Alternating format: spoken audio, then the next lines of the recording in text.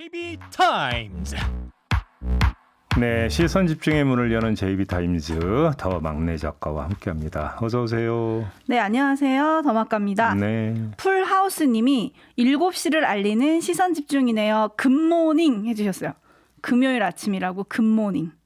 난 그러니까 금 나온다고 하는 줄 알았네. 네. 아, 금 얘기에 또 귀가 번쩍 뜨이셔가지고 눈이 아니, 커지셨나요? 그 귀 안 번쩍거리는 사람이 누가 있어요? 알겠습니다. 좀 접어요, 금요일이라고요. 한번. 네, 네. 문영식님이 네. 불타는 금요일의 시선 집중 오늘도 화이팅입니다 해주셨는데요. 네. 네, 금요일입니다, 여러분. 네. 하루만 더 열심히 일하시면 되고요. 예. 뉴스와 분석이 함께하는 JB타임즈 오늘도 삐딱선 정신에 입각해서 주요 뉴스를 챙겨드리겠습니다. 네. 자, 그러면 첫 번째 뉴스 한번 가볼까요? 아, 네, 알겠습니다. 제가 해야 되는 거였거든요. 네, 오디오로 먼저 만나보시죠. 더민초는 당 지도부에 다음과 같은 쇄신 방향을 요구합니다. 첫 번째, 우리 초선 의원은 당 지도부에 당의 근본적이고 지속적인 쇄신안 마련을 위한 당 쇄신위원회를 구성할 것을 요구한다. 두 번째, 당 지도부에 국민과 피해자가 받아들일 수 있는 진정성 있는 사과를 요구한다. 세 번째, 우리 초선 의원은 국민과의 실질적인 소통을 강화하는 프로그램을 마련한다. 네 번째, 당 정청 관계에서 민심이 반영될 수 있도록 당은 주도성을 발휘해 주길 요구한다. 다섯 번째, 당내 민주주의의 강화를 요구한다. 네, 더민초 그러니까 민주당 초선 모임이죠. 네. 더민초에서 어제 당 지도부에 이제 5개 항의 쇄신안을 이제 그 전달을 한 건데 한번 좀 평가를 한번 해볼까요? 일단 그 뒤에 세 가지 있지 않습니까? 뭐 네. 소통 강화, 그다음에 당 주도하는 당정청 관계, 당내 민주주의 강화. 솔직히 말씀을 드리면 뭐 하자는 얘기인지 잘 모르겠어요. 일단 말투에서도 지금 느껴지고 있는데. 왜냐하면 이건 정치하고 원론 수준 아니겠습니까? 아하. 그러니까 구체적으로 어떻게 하자라는 이야기가 없어요. 네. 그렇기 때문에 그냥 넘어가겠고요. 눈길을 끄는 건 쇄신이 설치인데 이에 대한 평가의 논점은 크게 두 가지인 것 같습니다. 첫 번째는 보궐선거에서 패배한 직후에 이제 지도부 정비 문제가 이제 과제로 떠오르지 않았습니까? 그렇죠. 이때 전면적 쇄신을 위한 당 지도부 자체를 쇄신 비대위로 꾸리자. 예를 들어서 이런 이야기가 아니라 그냥 정상적인 절차로 당 지도부를 꾸린 다음에 지도부의 그 지도부 산하에 쇄신위를 두자 이런 거잖아요. 네. 과연 이게 이제 적절한 타이밍이고 적절한 방법이냐라고 하는 평가 논점이 하나가 나올 수가 있을 것 같아요. 네네. 그렇죠. 두 번째는 그거보다 더 중요한 문제가 뭐냐면 이 쇄신의 내용인데요. 예를 들어서 이 그 공천을 위해서 당헌 당규를 바꾸지 않았습니까? 근데 그 문제로 인해서 보궐선거가 치러질 경우에는 공천을 하지 않는다는 내용이 사실은 그 이전 쇄신위원회에서 작업해서 내놓은 결과였고 그렇죠. 그 결과가 당헌 당규로 그러니까 결국은 수렴이 된 건데 네. 그러면 이전 쇄신의 내용이 상황 논리 앞에서 무너져 버린 거잖아요. 그렇죠. 그렇게 된다면 사실은 쇄신위원회 설치가 중요한 게 아니라 쇄신안이 어떻게 보존되고 실천될 수 있는가. 오히려 논점은 이거 아닌가요? 그렇죠. 그런데 지금 다시 쇄신위원회를 설치하자라고 하는 게 과연 핀트에 맞는 이야기인가. 요거는 좀 평가가 좀 돼야 되는 문제인 것 같습니다. 그리고 쇄신이 하면 늘 나오는 게 어떤 정권을 줄 것이냐, 뭐 이것도 중요하고 어떤 권한을 줄 거냐 이것도 중요한데 네. 그리고 또 어제 초선 모임에서 이 지금 말씀하신 당원 당규로 박은 그 쇄신의 내용을 다시 돌리는 거에 대해서는 결론을 못 냈다는 거 아닙니까? 그러니까 서로 입장 통일이 안 됐다면서요. 네. 그러면 쇄신을 설치해서 쇄신안 다시 놔봐자 뭐예요? 그러니까요. 그렇지 않습니까? 네. 그다음에 마지막으로 이 성비 사건과 관련해서 반성과 당 지도부의 사과가 필요하다 이런 이야기였는데 참 공교롭게도 어제 일이 하나 더 있지 않았습니까? 윤호중 원내대표. 그러죠. 윤호중 원내대표가 현충원을 방문해서 방명록에 뭐라고 적었냐면 선열들이시여 국민들이시여 피해자님이시여 진심으로 사과드립니다. 이렇게 적었거든요. 네. 그리고 나서 오거돈 전 부산시장 성폭력 사건 피해자가 입장을 발표를 했습니다. 저는 현충원에 안장된 순국선열이 아닙니다. 도대체 왜 현충원에서 제게 사과를 하시나요? 너무 모욕적입니다. 그러니까요. 이거 좀 보는 저도 약간 당황스러웠는데 예. 민주당에서 그동안에 피해 호소인, 피해 호소 고소인 이렇게 부르다가 이제 드디어 피해자라고 부르게 됐는데 네. 윤호중 비대위원장 겸 원내대표는 피해자님이라고 썼어요. 뭐 호칭도 그런데 아니 왜 순국선열의 넋을 기리는 현충원에서 무릎을 꿇고 방명록에 이런 사과를 했을까요? 그러니까 피해자님은 뭐 표현하는 것은 충분히 그럴 수 있다고 생각하는데 예를 들어서 이제 번지수가 여기가 맞느냐. 아 그러니까요. 순국선열 넋을 기리는 곳이잖아요. 거기는. 그러니까 이제 가서 무릎을 꿇었다라는 건데 이제 그건 좋은데 결국은 항상 그 문제는 번지수가 맞느냐가 문제가 되는 건데 제가 보더라도 이거는 좀 약간 뭔가 좀 이상하다. 뭐 그러니까 이제 직접 만나서 사과를 하는 거에 대해서는 뭐 이러면 상대의 신원이 노출될 수 있어서 이런 이야기를 하던데 그거는 예를 들어서 이제 그 비공개로 하면서 얼마든지 그 조율할 수 있는 성질의 문제라고 저는 생각을 하거든요. 그게 이유가 될 수 있는 것 같지는 않아요. 네. 이렇게 놓고 본다면 바로 어떤 더민초에서 바로 나왔던 요구와 그래서 지금 당 대표격인 윤호중 원내대표의 행동이 전혀 일치가 안 되고 있다. 이렇게 되어버리면 이걸 지켜보는 국민들이 어떤 평가를 내릴 것인가. 이건 당 전체적으로 한번 좀 되돌아볼 필요가 있겠다라는 말씀을 좀 드리겠습니다. 그렇습니다. 데이지 님이 그냥 네 단어로 정리해 주셨어요. 네. 생뚱맞다. 아, 예. 네. 네, 쇄신을 위한 쇄신이 아니라 진정한 쇄신이 됐으면 좋겠다. 뭐 이런 의견들도 지금 올라오고 계신데요. 네. 민주당의 쇄신 더 지켜보도록 하겠습니다. 네. 뉴스와 분석이 함께하는 JB타임즈 다음 뉴스도 오디오로 먼저 만나보시죠.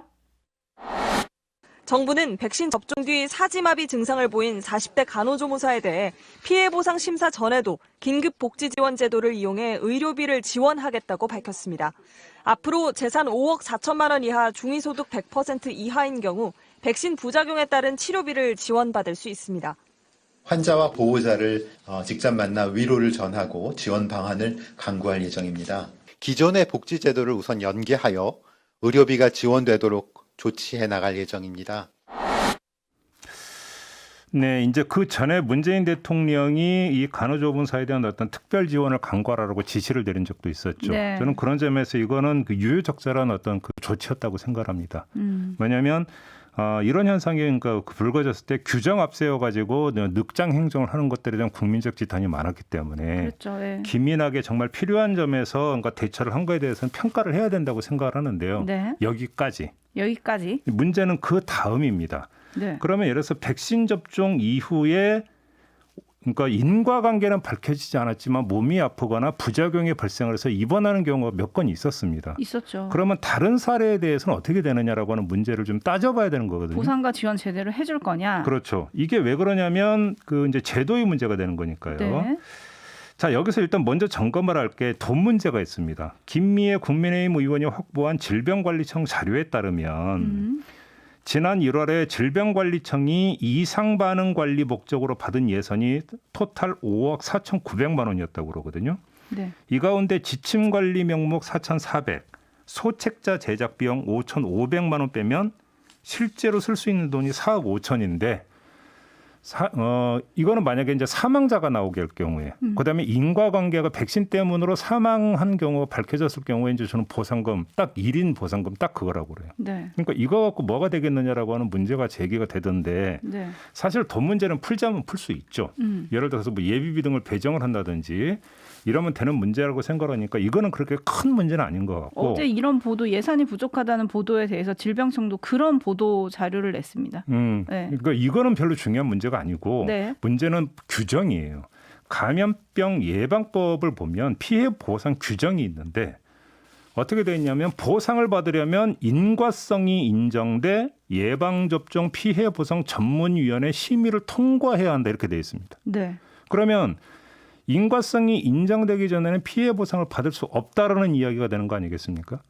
자, 그러면 조금 전에 예를 들었던 간호조무사의 경우 제가 알고 있기로 아직까지는 또 인과성이 확정이 되지는 않은 경우거든요. 네. 그잖아요.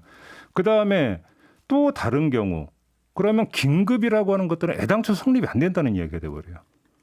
거의 대부분의 경우에 있어서. 왜냐하면 그렇죠. 인과관계를 밝히기 위해서는 여러 가지 어떤 뭐냐면 방법과 절차를 거쳐야 되기 때문에 이건 모든 건 항상 뒷북 보상이 될 수밖에 없다라는 이야기가 되는 건데 여기서 구멍이 나오는 것 아니냐라고 하는 문제가 하나가 제기되는 거 아니겠습니까? 두 번째, 그러면 보상의 범위를 어디까지로 할 거냐? 예를 들어서 그것이 어떤 질병이나 이런 걸로 그러니까 연결이 된 경우 말고 몸이 아픈데 예를 들어서 직장인인데 접종 후에 그러니까 몸이 아파갖고 예를 들어서 일주일을 쉬었다. 그래서 임금이 삭감당했다. 예를 들어서 한번 그 간단한 경우를 예를 들어보자고요. 네. 이런 경우는 어떻게 되는 거죠? 이렇게 돼. 근데 인과성이 아직 밝혀지지 않았어. 그럼 이런 것들은 예외, 그러니까 제외해버린다고 한다면 어디까지 그러면 긴급 보상과 지원할 수 있는 거냐? 현실적인 문제가 여기서 제기가 되는 거거든요. 이거에 대해서 제가 볼 때는 법을 만드는 국회나 법을 집행하는 뭐 질병관리청 이런 데에서 좀 더 면밀한 검토가 필요하지 않느냐. 이런 지적을 할 수밖에 없습니다. 네, 그러니까 대통령 지시에 따른 신속한 대응이 아니라 일상적인 신속한 대응이 돼야 한다 이 말씀이신 거잖아요. 바로 그거죠. 6873님이 이런 경우를 예상했을 텐데 선 지원해주고 절차는 절차대로 진행했으면 좋겠습니다. 네, 맞습니다. 이런 네. 말씀 보내주셨는데 정부가 이걸 좀 풀어야 백신 불안 지금 많이들 있으시잖아요. 네. 그 문제도 조금 풀릴 수 있지 않을까라는 생각이 좀 그러니까 들거든요. 예를 들어서 지금 그 접종 후에 혈전이 발생을 해서 입원했던 경우도 있지 않습니까? 네. 20대 남성의 경우 네. 이제 뭔가 몸이 좋아져서 퇴원을 했다고는 하는데 그러면 입원 기간에 그 치료비와 생활비와 예를 들어서 만약에 임금 삭감 만약에 이런 문제가 있었다면 그전 보상이 지금 어떻게 되고 있는지 혹시 아세요? 그렇죠. 아니요, 모릅니다. 원래 사실 정부는 그 처음에 얘기했을 때는 보상을 해준다고 했었죠. 네. 근데 기준을 밝히진 않았어요. 그러니까 문제는 근데 인과관계가 아직 확인이 안 됐잖아요. 네. 근데 법에는 인과성이 인정이 돼야 된다라는 조건이 달려 있는 거잖아요. 그렇기 때문에 그러면 이 하나의 조건만 놓고 보면 지금 지원 대상 아무도 없어요. 따지고 보면. 그렇죠. 왜냐하면 인과관계가 확정이 된 경우가 없으니까. 그렇죠. 그죠? 근데 이게 인과관계 따지는 게 좀 힘들더라고요. 그러니까 제 네. 얘기가 바로 그거거든요. 정부가 요거까지 좀 꼼꼼히 챙기셔야 하지 않을까라는 생각이 듭니다. 네. 이거는 제2비의 삐딱 정신 때문에 나오는 문제 제기가 아니고요.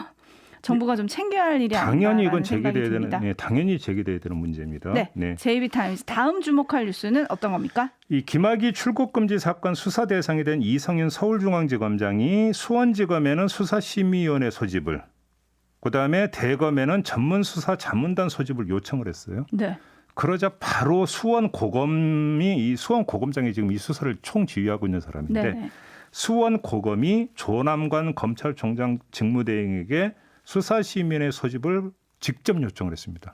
왜 이게 어떤 의미를 띠고 있냐면 수사심의위원회를 그 소집을 요청을 하더라도 그 전에 먼저 부의심의회를 거치게 돼 있어요. 네. 그래서 이 건을 진짜 수사심의위원회 소집해서 올려야 될지 말지를 먼저 검토하는 위원회가 먼저 열리게 돼 있는데 이 절차 필요 없으니까 바로 그냥 열어달라. 그냥 시간 끌 필요 없다.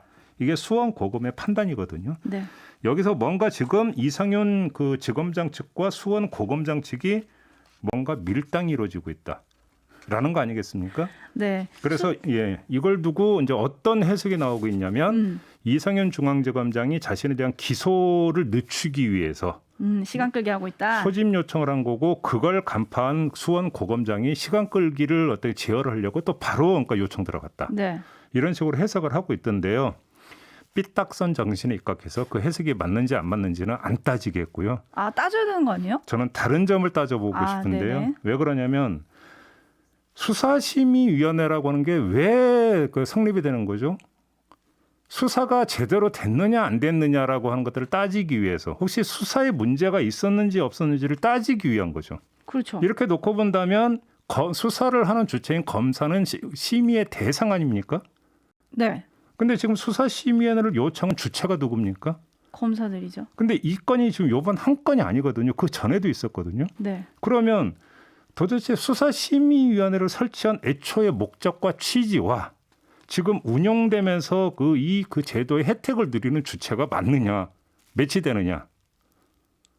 이 문제를 좀 따져봐야 되는 거 아닌가요? 그렇습니다. 지금 뭐 많은 언론들이 왜 이성윤 지검장이 이런 걸 얘기를 했을까? 뭐 결국은 차기 검찰총장 인선으로 이어지는데 뭔가 그걸 좀 시간을 끄는 게 아니냐? 여기에 이제 포커스를 맞췄다면 제2비는 지금 수사로 말한다는 검찰이 네. 검찰의 기소 타당성 여부에 대한 외부 시민과 전문가 판단을 받겠다는 이 상황을 어떻게 봐야 되냐?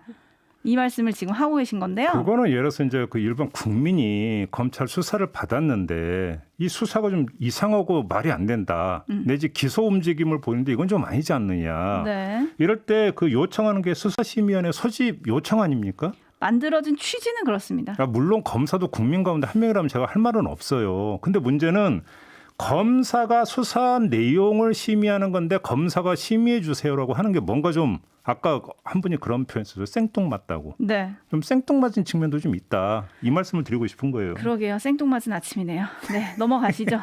JB타임즈 마지막 뉴스 챙겨볼까요? 네, 이것도 검찰 관련인데요. 올해부터 검경 수사권 조정 방안이 이제 실행에 들어가지 않았습니까? 네. 6대 중대 범죄를 제외하고는 경찰이 수사를 하고 있어요. 그런데 대검찰청이 어제 발표한 통계가 있습니다. 올해 1분기 현황인데 이걸 보니까 경찰이 수사를 해서 그다음에 검찰에 송치한 사건 가운데 검찰이 보완 수사를 요구한 건수가 전체의 11.3%가 됐다고 합니다. 건수로 따지면 14,968건이었다고 하는데 시간이 갈수록 이게 증가 추세인 게 1월에는 2,923건이었는데 3월로 가면 6,839건, 2배 이상 증가했다는 거거든요. 갈수록 증가 추세를 보이고 있다. 이걸 어떻게 봐야 됩니까? 일각에서는 이 경찰의 수사 역량이 아직 부족해서 결국은 검찰의 보완 수사 요구가 이렇게 많아지는 거 아니냐. 그러니까 이제 요 얘기를 하더라고요. 지적을 하고 있더라고요. 요거는 제가 볼 때는 검찰의 시각인 것 같고. 이에 대해서 경찰청 국가수사본부는 또 뭐라고 입장을 내놨냐면 경찰이 파악한 통계와 일부 차이가 있는 것 같다. 대검이 어제 발표한 자료는 네. 또 이렇게 했는데 요거는 경찰의 시각이고 저는 국민의 시각에서 말씀을 드려보겠는데 네. 나쁠 것 전혀 없는 현상이다. 아하. 한마디로 이야기를 하면. 왜? 잘못된 수사로 억울한 사례가 나오는 걸 한 건이라도 줄일 수 있다면 그 자체가 진전 아니겠습니까? 네. 그런데 경찰이 수사한 걸 검찰이 보완 수사를 요구를 했다면 잘못된 수사의 가능성을 조금이라도 줄일 수 있는 절차가 되는 거 아니겠습니까? 그렇게 놓고 본다면 국민 입장에서 나쁠 거 하나도 없는 거지 않습니까? 그다음에 애당초 검경 수사권 조정의 취지가 뭐냐면 바로 이거였거든요. 두 기관의 견제를 통해서 국민의 법적 권리를 신장시키자. 이게 검경 수사권 조정의 취지였으니까 여기하고도 딱 들어맞는 거 아닙니까? 알겠습니다. 뭐 그렇게 되면 좋겠지만 아까 수사심의처럼 원래 취지와 달리 좀 가면 어떡하죠? 고래 싸움에 새우등 터지면 그러니까 이런 경우는 있겠죠. 경찰이 제대로 수사를 했는데 괜히 쓸데없는 생트집 잡아가지고 보완 수사를 요구를 한다. 그럼 또 이제 그 경찰은 또 국민의 알 권리 차원에서 이건 좀 부당하지 않느냐라고 또 국민 앞에 보고를 하면 되는 거 아니겠습니까? 네. 그렇죠.